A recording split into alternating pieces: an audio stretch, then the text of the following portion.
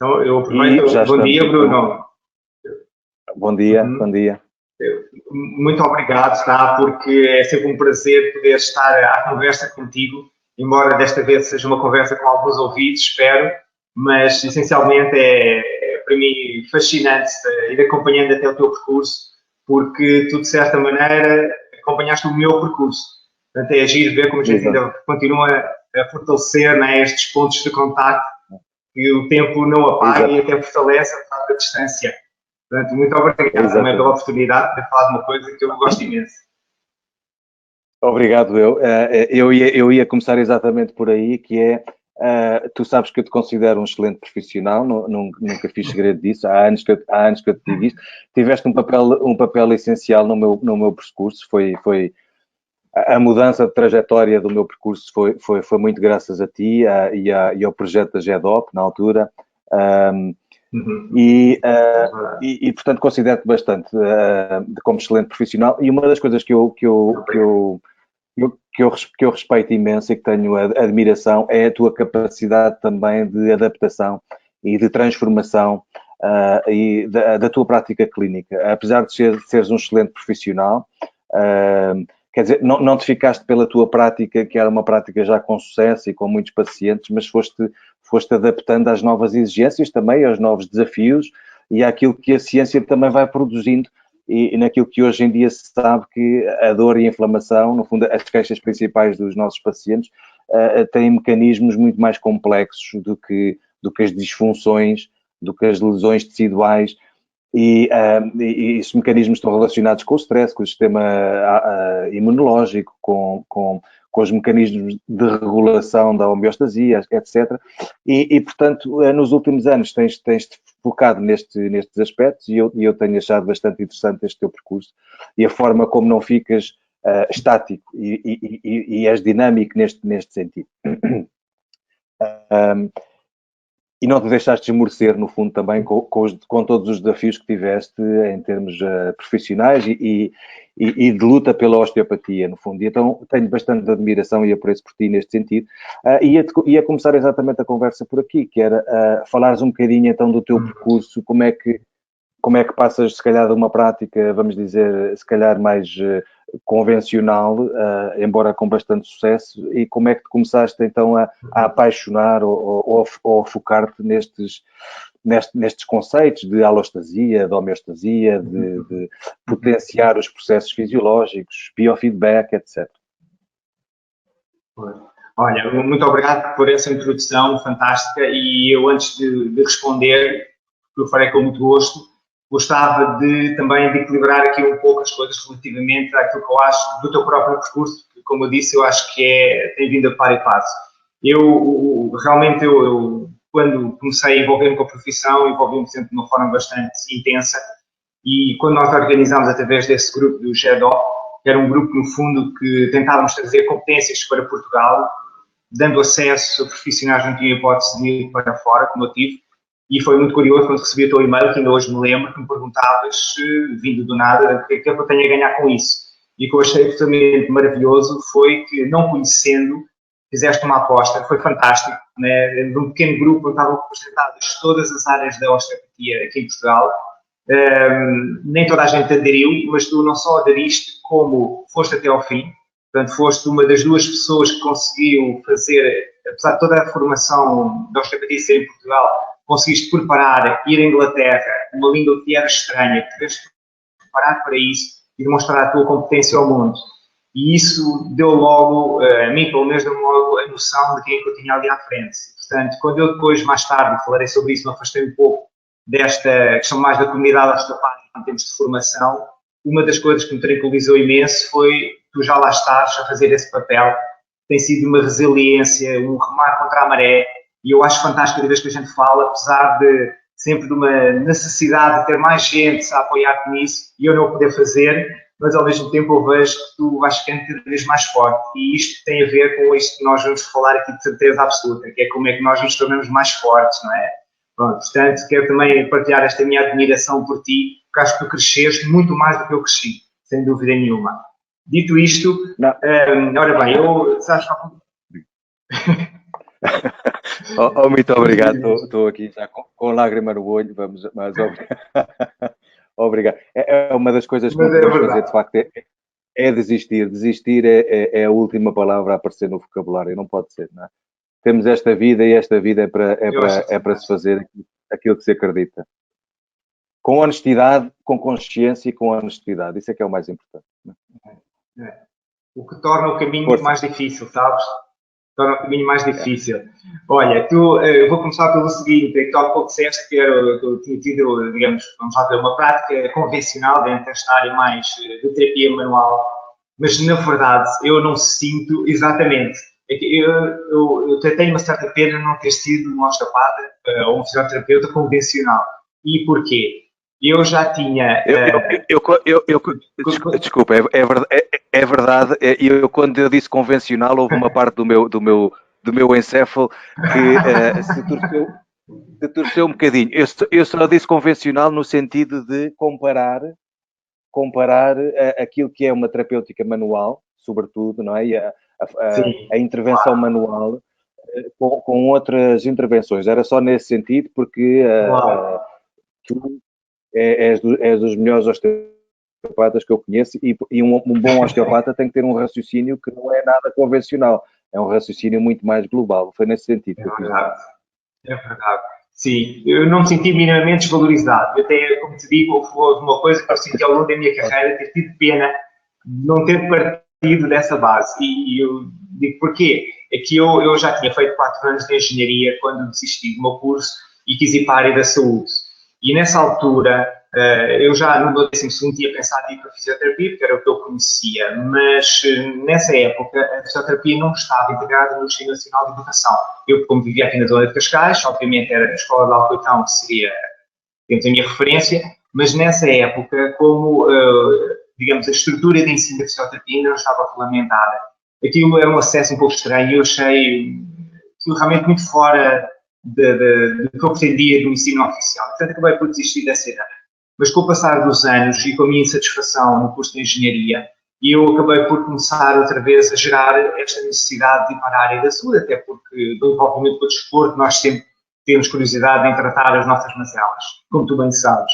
E então eu, na altura, quando já estava com o pensamento em ir para a área da saúde, e pensei em fisioterapia também, mas a verdade é que vi um livro que pensei que era de osteopatia, depois descobri que não, que era de kinesiologia. Mas na altura pareceu-me de osteopatia e pouco depois conheci outro, assim, de osteopatia, que me atraiu imenso ver toda aquela parte manipulativa de envolvimento entre o paciente e o clínico. E nessa época fui falar com uma osteopata fisioterapeuta, que eu conhecia aqui da zona, e ela informou-me que a única forma de eu ser osteopata era primeiro fazer fisioterapia. E, portanto, eu fui fazer fisioterapia. Claro, quando estou a meio do meu curso, vim a saber que isso não era verdade, eram profissões totalmente distintas, então eu comecei o curso de osteopatia.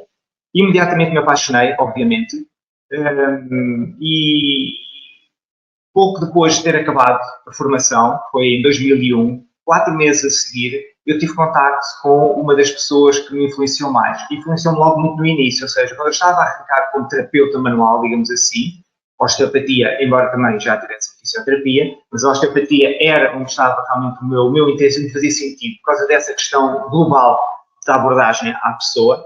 Mas a verdade é que, quando conheço esta pessoa, que era o professor Eyal Lederman, na primeira formação que nós organizámos aqui para ele, nós, nessa exposição que tivemos, acho que tocou pouca gente, mas a mim tocou profundamente. E eu tive a oportunidade, uma vez ter sido eu a tratar toda a organização, de conviver com ele. E, portanto, poucos meses depois já estou a fazer mais formações com ele. Portanto, eu já não consegui ter o pensamento convencional, no bom sentido, está bem, de conseguir trabalhar naquele paradigma com muita convicção, porque já estava muito influenciado por ele. Ele tinha sido o primeiro osteopata a fazer um doutoramento no Reino Unido. E ele, basicamente, analisou a base fisiológica das várias técnicas manuais e depurou um modelo baseado naquilo que tivesse demonstrado ter alguns resultados. A partir da ciência, não a partir da nossa, digamos, observação clínica. E começou a difundir isso. Portanto, eu rapidamente tive este acesso. Coincido também, nessa época, com ter conhecido o professor Jorge Esteves. Também já era outra pessoa que pensava de uma forma completamente diferente.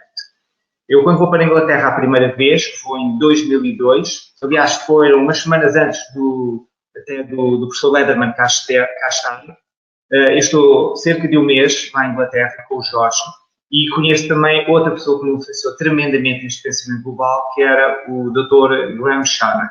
E, portanto, eu já não consegui nunca ter um paradigma de terapeuta manual de osteopatia, neste caso, porque já era o que me influenciava mais, e, portanto, acabei por fazer a minha carreira sempre um bocadinho a sentir-me um outsider, ou seja, uma pessoa um bocadinho deslocada daquilo que era a formação até aqui em Portugal.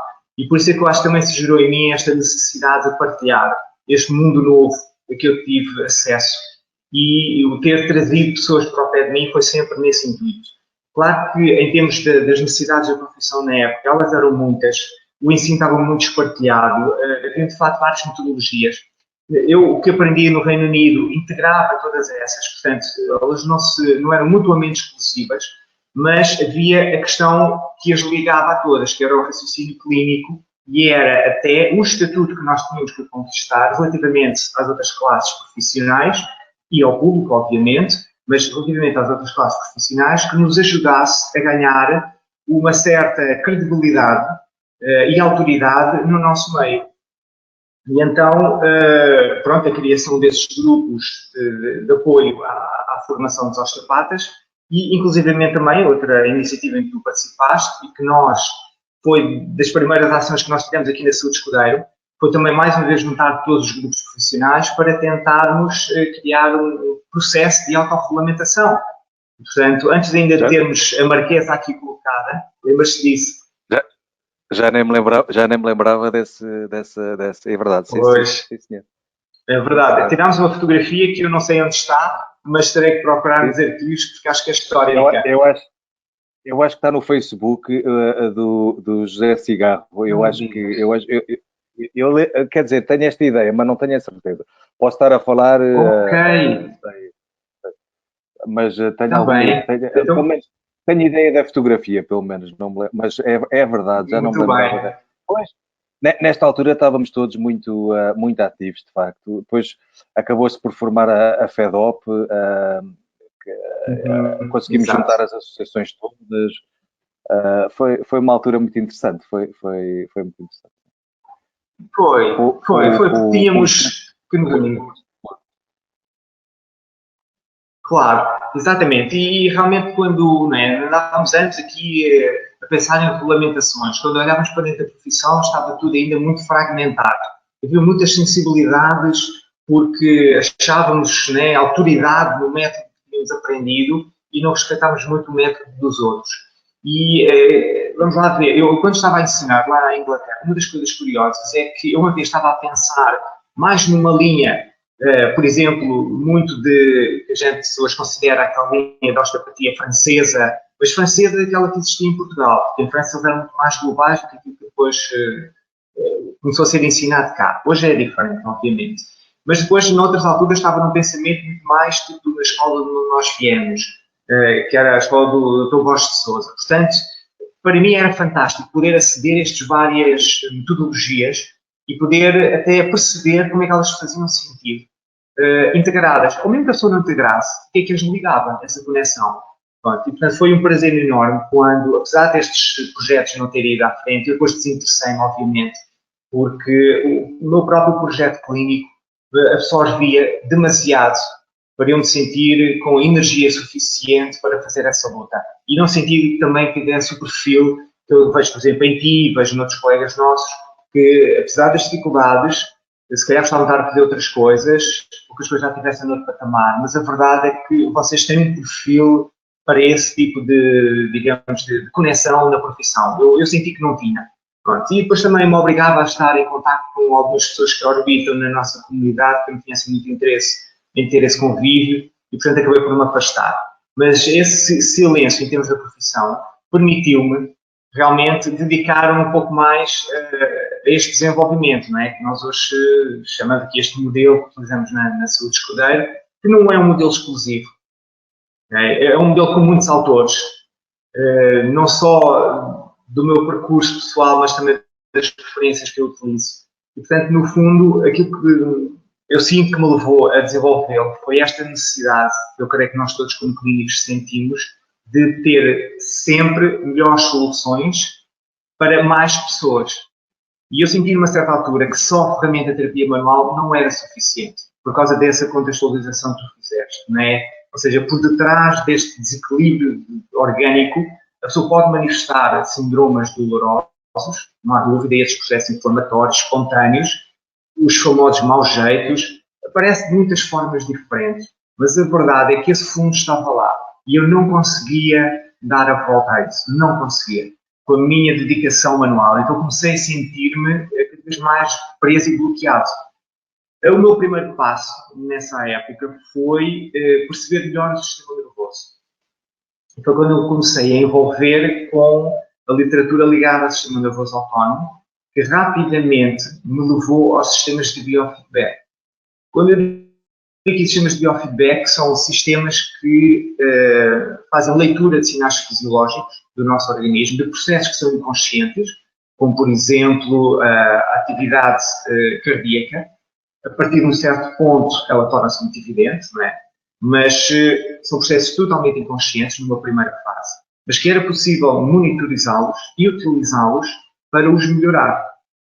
Isto coincidiu também com uma fase do meu doutoramento, que eu depois não cheguei a terminar, mas foi suficientemente relevante para eu poder estar num grupo de investigadores que trabalhava essencialmente com patologias do sistema nervoso, muito a falar de escleroses múltiplas, esclerose amiotróficas laterais e outras perturbações, Parkinson, etc. Em que a maior parte deles vinha de engenharia, portanto, eu tinha esta facilidade de comunicar com eles, e depois havia outra parte que vinha do meio clínico, e eu também tinha facilidade em comunicar com eles. Portanto, aquilo que eu senti quando comecei a organizar o meu doutoramento, foi a minha investigação, era que eu estava a integrar as três áreas, a engenharia, a fisioterapia e a osteopatia. E então, nesse processo, eu tive acesso a muita tecnologia que só existia em laboratório. Nós medíamos uma série de alterações a nível do funcionamento do cérebro. Aquilo era fascinante. Era fascinante. Mas depois medíamos também alterações do corpo e fazíamos uma ponte entre uma coisa e a outra. E isso ficou, obviamente. Quando, uns anos mais tarde, começa a aparecer tecnologia suficientemente potente em termos de fiabilidade e em termos de leitura, que nos permitisse, fora de um laboratório, com um investimento, algum investimento, mas já possível de aceder, e nós podemos ter isto aqui, eu achei assim, temos que aplicar. E, portanto, aí comecei a investigar bastante toda esta envolvência a nível do sistema nervoso autónomo, essencialmente, desta ligação, né, entre o que se passa com o cérebro e o que se passa com o corpo, como isto era uma unidade indistinta, e começamos a montar, temos um sistema de avaliação e de tratamento. Né? Depois disso, o que aconteceram foram... Não, desculpa, pensava que estavas... Não, diz Bruno. Sim.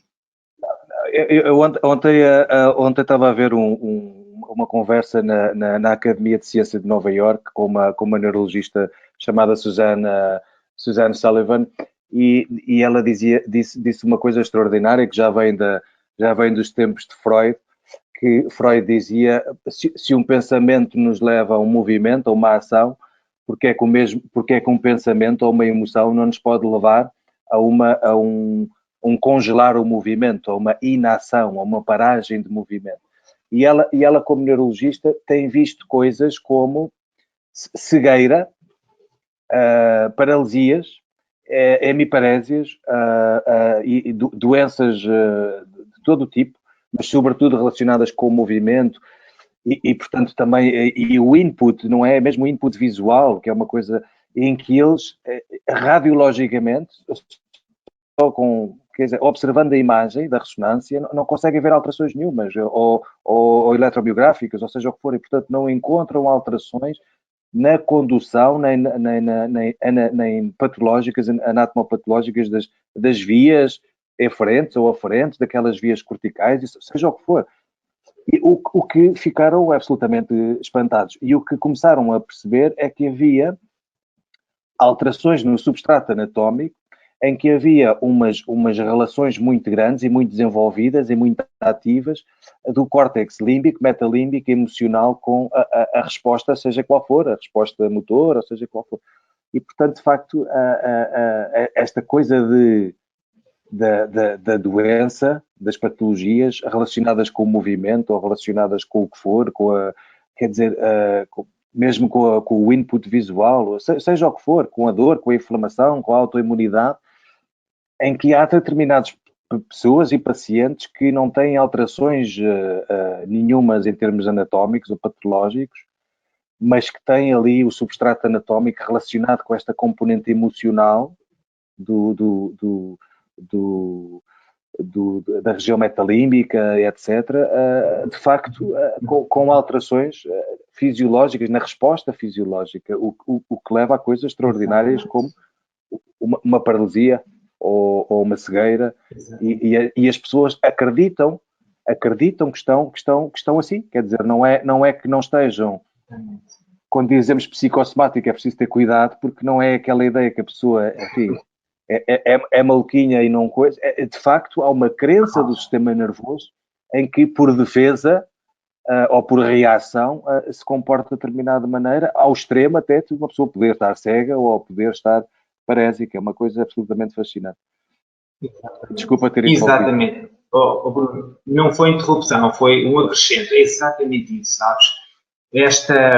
Quando eu comecei a envolver-me com as questões do sistema nervoso autónomo, e a forma como ele, no fundo, era uma plataforma nessa ligação entre o cérebro e o corpo, e um dos autores principais que acabou por me influenciar nessa fase, que era o Stephen Porges, com a sua teoria polivagal, houve muitos quadros clínicos que para mim ficaram evidentes quando eu comecei a perceber as reações do organismo a um conjunto de coisas.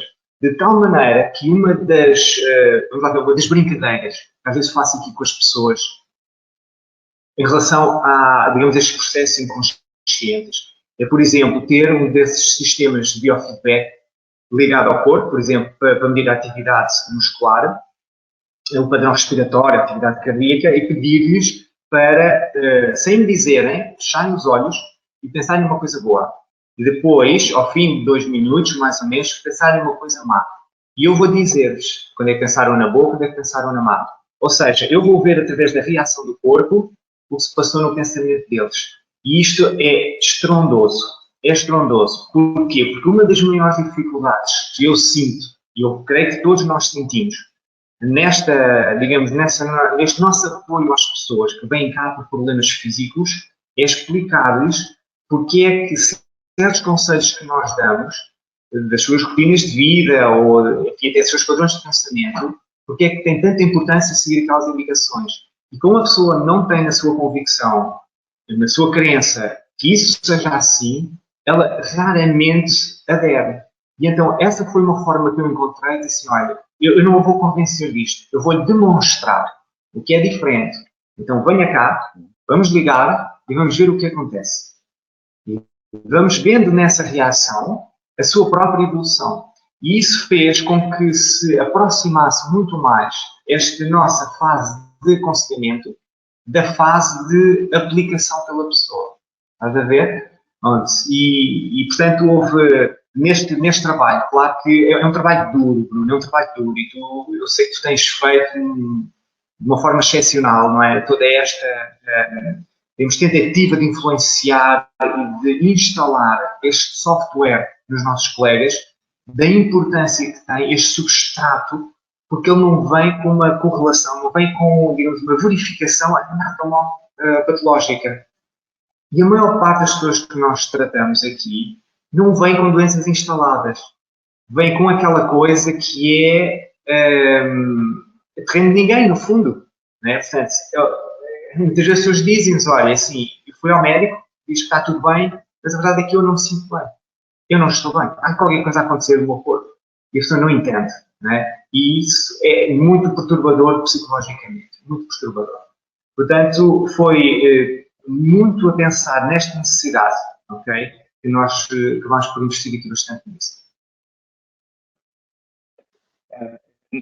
Se calhar importa só pode haver pessoas que não estão tão familiarizadas com o termo, e porque este também é um dos temas da conversa, familiarizadas com o termo alostasia e sobrecarga alostática, só relembrar que, no fundo, este termo alostasia começou a surgir em finais dos anos 80, 90, se estou correto, creio que sim. No fundo, a homeostasia são aqueles processos fisiológicos, mecanismos fisiológicos de regulação normal, quer dizer, a regulação no sono, na ingestão alimentar, sexual, enfim, é a resposta a um momento qualquer de stress e, portanto, estes mecanismos fisiológicos de regulação neurohormonal, mas que quando há desafios, sejam eles sociais, físicos ou mentais, que ultrapassam os limites de intensidade, durabilidade, previsibilidade, e que, portanto, temos aqui uns outros processos fisiológicos, uns outros mecanismos que regulam, no fundo, os mecanismos da homeostasia, chamada a carga alostática, a carga de alostasia, não é? Que regula um bocado aquilo que são os mecanismos normais da homeostasia e, portanto, takes over, não é? Estes mecanismos. A questão é que estes mecanismos são metabolicamente e energeticamente muito exigentes. Esta carga alostática é altamente exigente em termos metabólicos e energéticos, o que levou ao termo chamado sobrecarga alostática, no fundo. E nós sabemos que esta sobrecarga alostática está implicada, associada àquilo que é o stress crónico. Vivemos num fight or flight mode crónico, e isto nós sabemos que está implicado com as relações sociais, a relação com o eu, as relações emocionais, com os processos inflamatórios, com a experiência de dor, e no fundo também tudo isto que falamos até agora, a desregulação do sistema nervoso autónomo, que pode levar à desregulação do cortisol, pode levar à desregulação das catecolaminas, a desregulação do sistema imunitário. Nós vemos que há pessoas que têm, por exemplo, um sistema imunitário muito eficiente, com os níveis de cortisol muito alto, ou pacientes com sobrecarga alostática, com os níveis de cortisol muito baixos, por exemplo. E, portanto, há aqui uma série de regulação. Estimulação TH1, inibição TH2, ao contrário dos eosinófilos, macrófagos. Há aqui uma série de interações no sistema neuroimune que são maravilhosas de aprofundar, de entender. Eu não sei o que é mais maravilhoso, é percebermos o que é que ainda não sabemos, que é muito, se é o começarmos a investigar e a conseguir fazer estas relações, o que é maravilhoso. Ontem um destes cientistas, um neurocientista das ciências cognitivas, o Donald Hoffman, acho que era este o nome, que se tem debruçado nos últimos anos só sobre o estudo da consciência. E há neurocientistas que vão para a física quântica, há outros que vão para a neurofisiologia, neuroanatomia, etc. E esta coisa que ele dizia que é maravilhosa e que se pode fazer paralelos com uma data de coisas, que é a consciência para ele e para o grupo que investiga com ele, a consciência que ainda não sabe nada, quase nada, embora hajam muitas hipóteses, muitas teorias, etc., mas é o que ele considera estar fora do espaço e do tempo.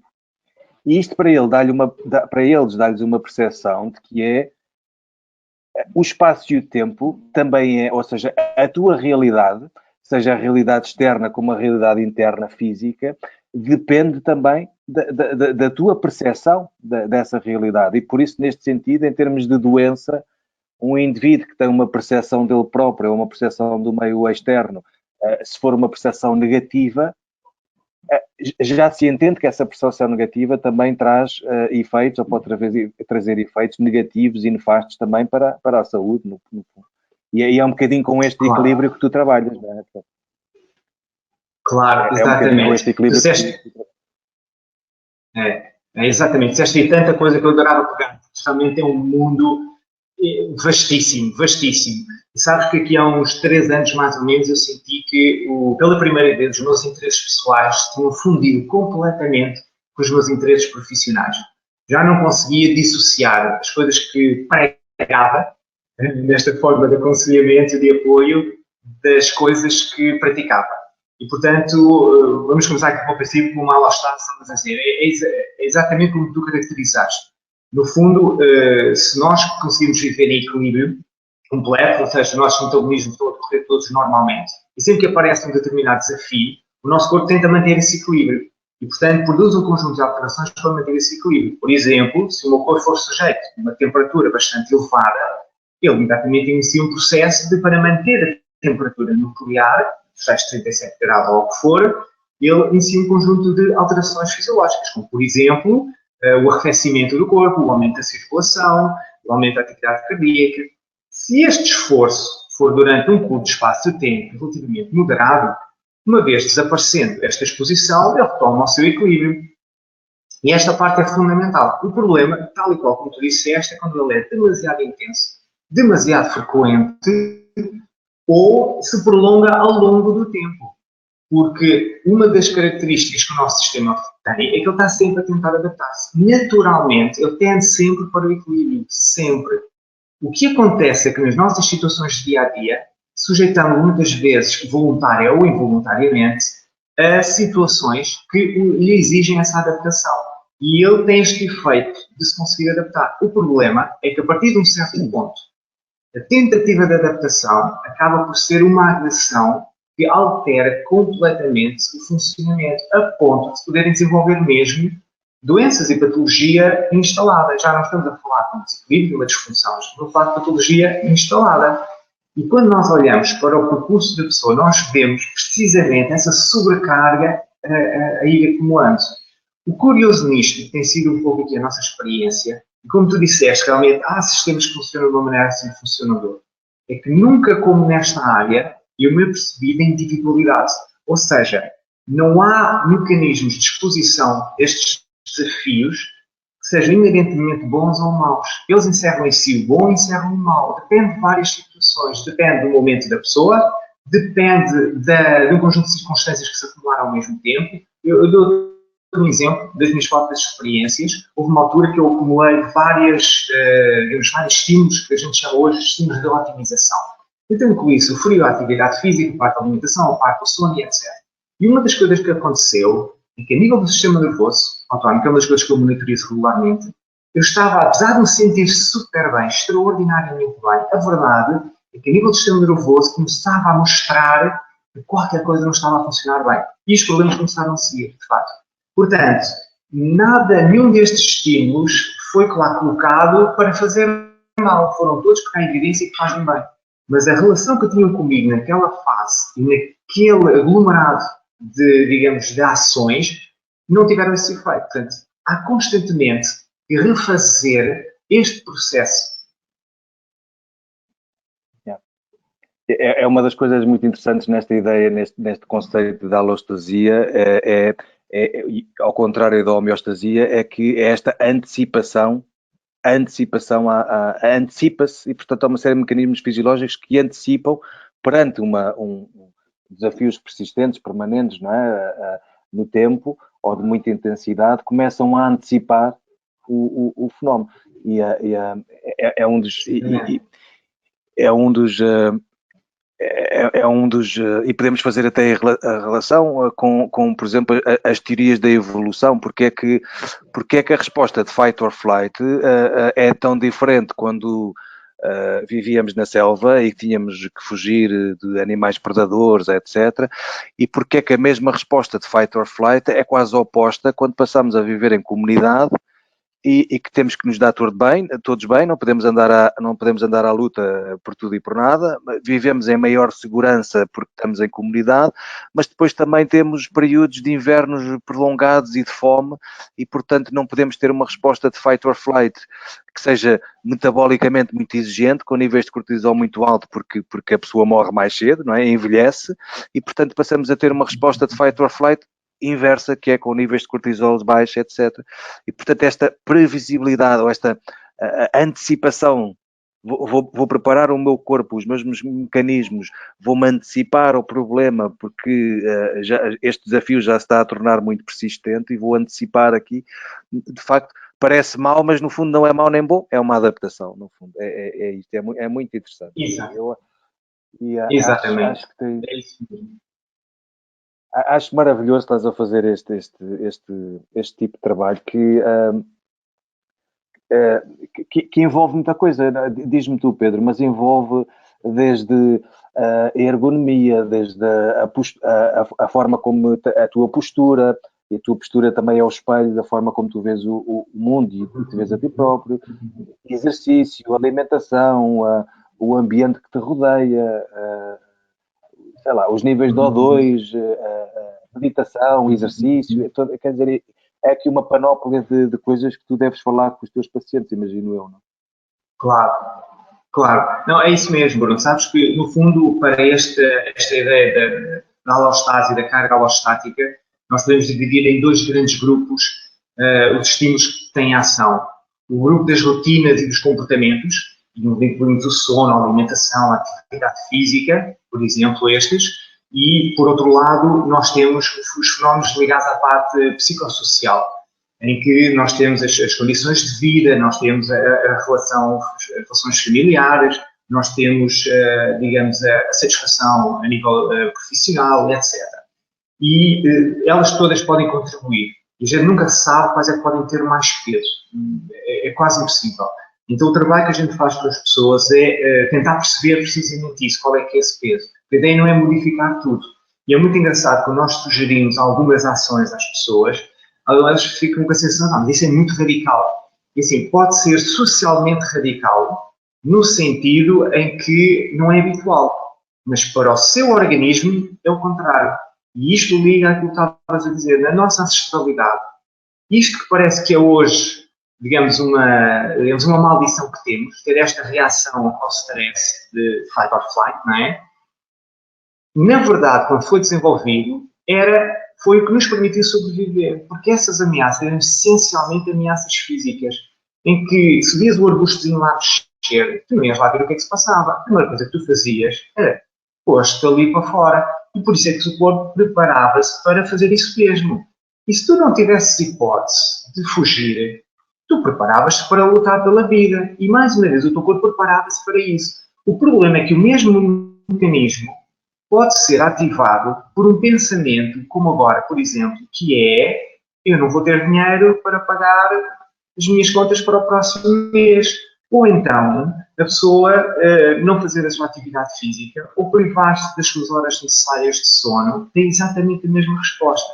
Mas para mim, uma das coisas mais curiosas era que, apesar de eu já conhecer este fenómeno, era que existe um outro estado fisiológico que vem a seguir a este, que é o tal de imobilização, de congelamento, em que há pessoas que estão nesse modo.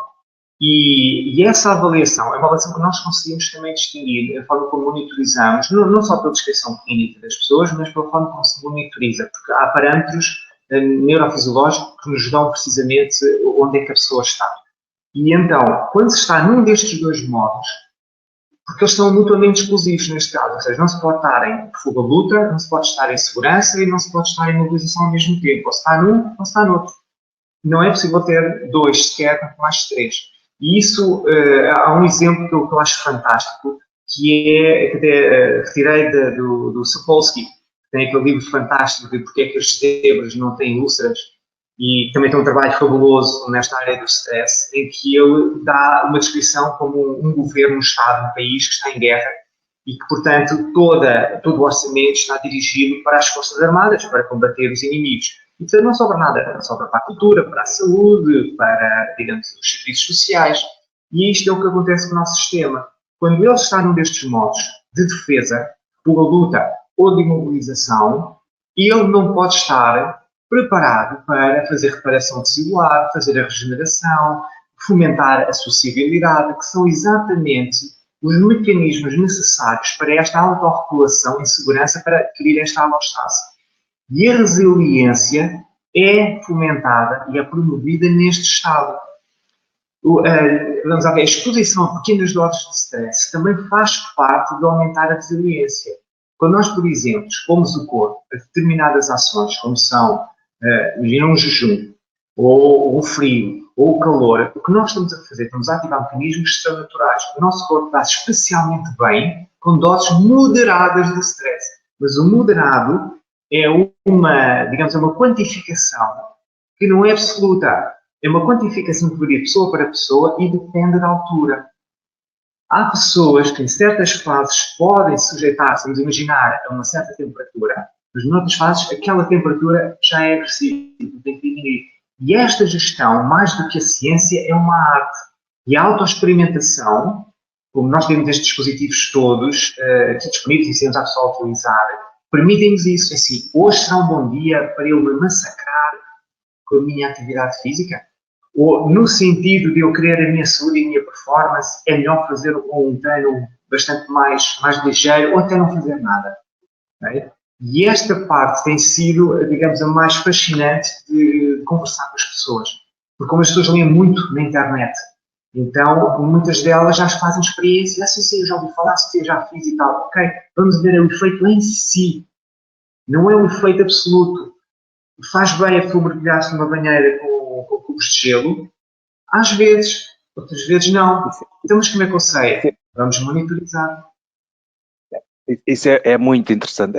Eu tenho seguido um cientista, um investigador, chama-se David Sinclair, que está muito ligado. A área de investigação dele nos últimos anos tem sido em medicina anti-envelhecimento, com coisas como NDAs e NMNs e coisas assim.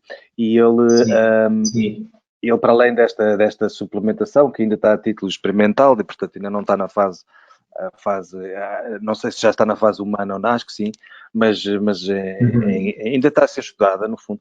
Mas uma das coisas que ele fala, por exemplo, é exatamente este estímulo do sistema imunológico, estes pequenos estímulos do stress. Então, uma das coisas que ele falava e que fala é estes contrastes de temperaturas quente com frio. E eu recordo-me que comecei há uns anos a fazer isto, a tomar banho muito quente e depois os últimos minutos serem completamente gelados, e faço isso no inverno e no verão. Até houve uma vez ou duas em que o duche frio me causou tanto mal-estar que 1 ou 2 dias depois, ou mesmo no próprio dia, fiquei com uma gripe valente e com um processo inflamatório respiratório, mas agressivo. E o que eu senti naquelas vezes em que eu tomei o duche frio é o meu corpo detestou isto, ao contrário do que a grande maioria das vezes, que o meu corpo sentia-se muito bem e até mais revigorado com isto. E isto fez-me pensar, mas porquê é que o meu corpo reagiu de forma diferente a um estímulo que eu até acho que era porreiro? E isto pode ser a tudo, não é? Há dias que precisamos dormir mais, outros precisamos dormir menos, uns dias treinar mais, outros dias treinar menos, etc. Exatamente.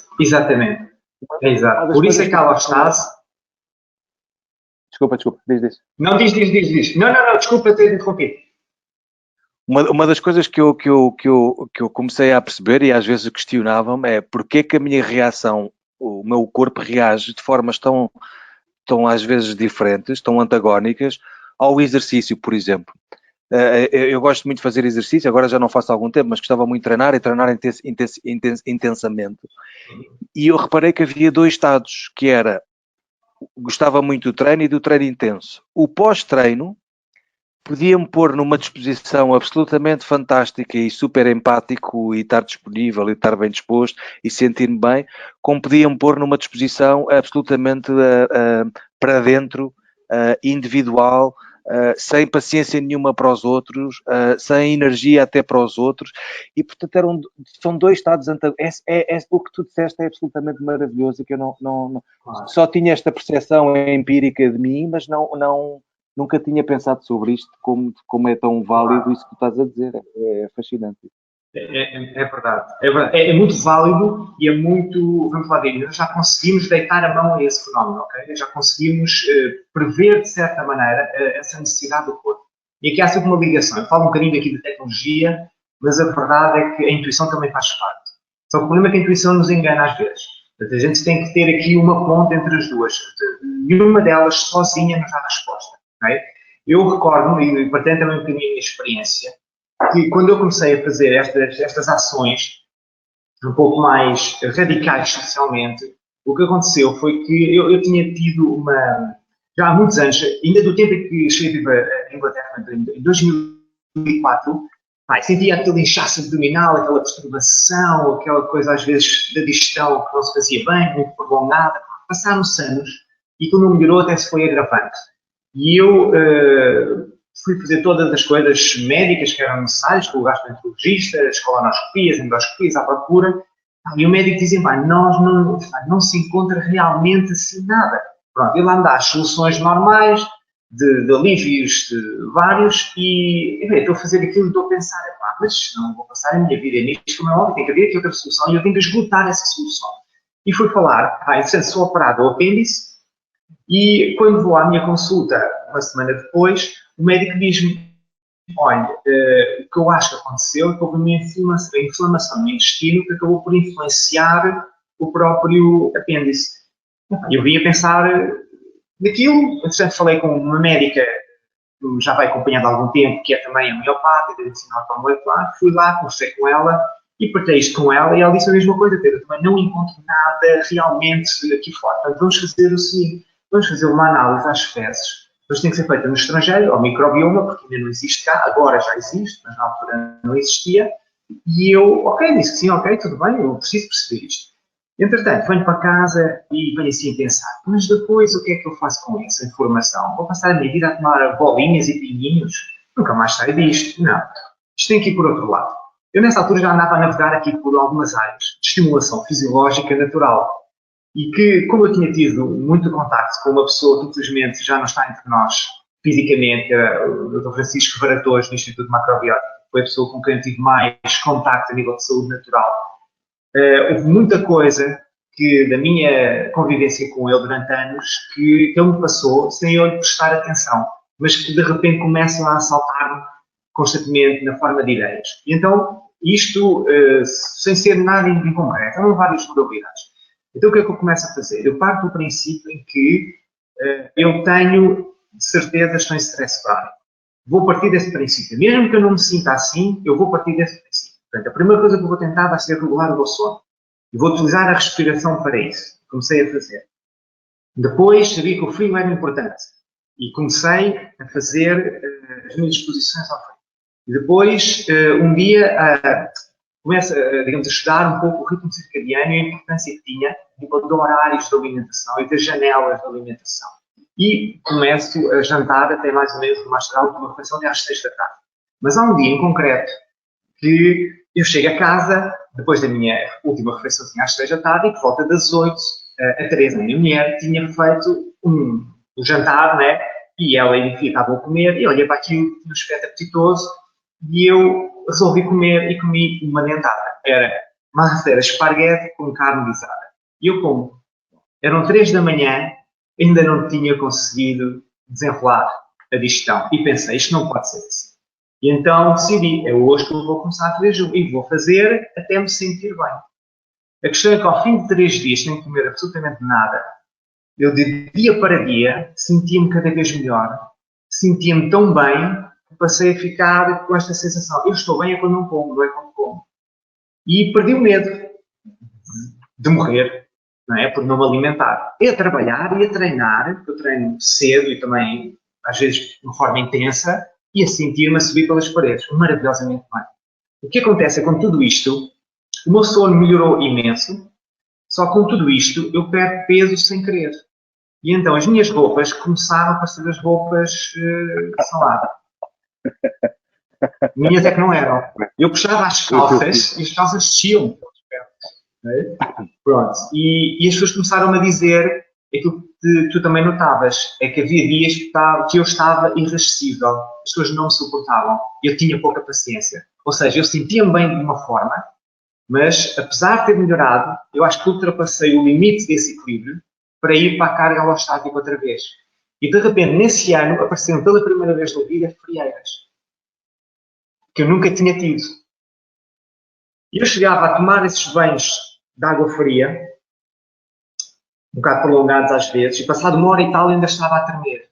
Ou seja, eu não consegui equilibrar, porque não tinha sequer ainda essa compreensão, só tinha, se isto faz bem, eu vou fazer.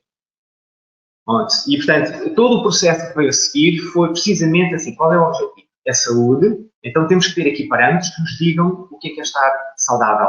E eu tenho que me restringir a estes parâmetros e olhar para eles. E tenho que sentir o que é estar saudável quando estes parâmetros me dizem que é assim. E fazer essa ponte. Portanto, o trabalho que a gente acabou por fazer com as pessoas foi sempre a este nível. Ok. Ó Pedro, só para terminar, já vamos com 1 hora, também não te quero ocupar muito o tempo. Pois Portanto, é. uh, achas que posso concluir que, no fundo, também o raciocínio osteopático, esta ideia, que também não é única da osteopatia, cada vez menos, mas esta ideia, este treino que nós fazemos, enquanto raciocínio osteopático, de olhar para a integração dos sistemas, para a relação dos sistemas, para a resposta dos sistemas a determinados estímulos, desafios, muito entre aspas, as disfunções, e, portanto, esta inter-relação sistémica faz parte do raciocínio osteopático, terá certamente também contribuído para esta forma de tu olhares para a sobrecarga alostática e para a forma de intervir no paciente, não é? Esta forma global de intervir nos pacientes, não é? Sim. Concordas com Bruno, não isto? é só faz parte, concordo a 100%, mas não é faz parte, é a identidade, é a gênese. Identidade? O pensamento osteopático é isso. E para mim foi chocante quando nós falávamos disto na nossa formação de base, mas depois chegávamos à prática, podíamos ver os nossos colegas, até aqueles que às vezes admirávamos, exercer. Depois desta conversa toda, desta globalidade toda, acabava assim, olha, então a medicina marquesa, que eu agora vou mobilizar e vou trabalhar estes tecidos. Portanto, não havia globalidade nenhuma. O raciocínio clínico da osteopatia está exatamente nessa globalidade. E está nesta compreensão da fisiologia, está nesta integração dos hábitos de vida, está nesta compreensão de como é que o sistema nervoso medeia a relação com a própria vida. Nisso é que ela está. A parte manual é uma ferramenta importante, como é o sono, como é a alimentação, a atividade física, como é processos respiratórios, há uma série delas. A terapia manual faz parte, porque com isso a gente consegue precisamente, lá está, através da ergonomia, da postura, da descompressão articular, da libertação de tensões, da sensação de simetria, nós conseguimos, através desse toque, dessa interação com o corpo, nós conseguimos alterar muitos destes padrões e a própria pessoa nisso tem a convicção, que nos ajuda, não é? A pessoa também tem a convicção que libertar o stress é libertar as tensões musculares. Portanto, a gente pode se aproveitar deste mecanismo para isso.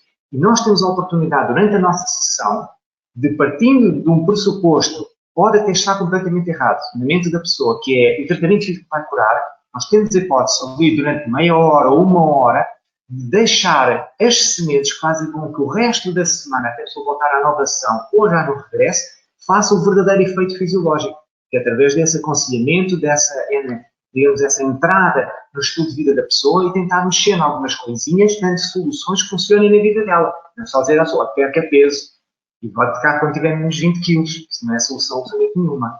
Okay? Portanto, eu, a 100%, isto para mim é o exercício da osteopatia. É como tu dizes, é a identidade profissional, embora também essa identidade profissional, eu há pouco tempo tivemos a conversa com o Com e com o Christian Lung, e portanto hoje em dia também se pensa bastante no que é a identidade profissional e nesta ideia que nós tínhamos que éramos únicos na forma de ver o paciente como um todo. E portanto, de facto é a nossa identidade, este raciocínio, este global. Eu diria que depois por vezes ficamos aquém, embora possamos ter um raciocínio global, mas depois o tratamento, a intervenção terapêutica, mesmo o hands-on, fica aquém deste raciocínio global, porque, como tu dizes, intervimos muito manualmente, não é, nos tecidos, mas depois, se calhar, a ponte da relação de sistemas, da relação hipotética clínica para a dedutiva para a clínica, é que depois fica um bocado aquém só na intervenção manual. E, portanto, aí essa abordagem ao exercício, ao sono, à postura, à alimentação, no fundo, e aquilo que tu conseguiste fazer, ou que tu consegues fazer na tua clínica, na saúde escudeira em Carcavelos, esta medição da fisiológica, não é? Desde a tensão arterial à frequência respiratória, ao tónus muscular, se bem me recordo, e portanto consegues então ter aqui um biofeedback muito mais presente, não é? E muito mais que te diz o que é que se passa no presente com o paciente e não enfim, um conjunto de construções que tu fazes intelectuais, mentais, sobre baseado na história só clínica do paciente e na anamnese, e, portanto, consegues medir em loco o que é que se passa com aqueles marcadores de biofeedback e portanto, consegues depois no fundo, intervires em muitas destas áreas que de facto podem criar alterações na homeostasia, não é? Claro. Bruno, se calhar... Não, ia te dizer... Eu ia só dizer... Sim. Estou a começar a perder aqui um bocadinho o som da ligação.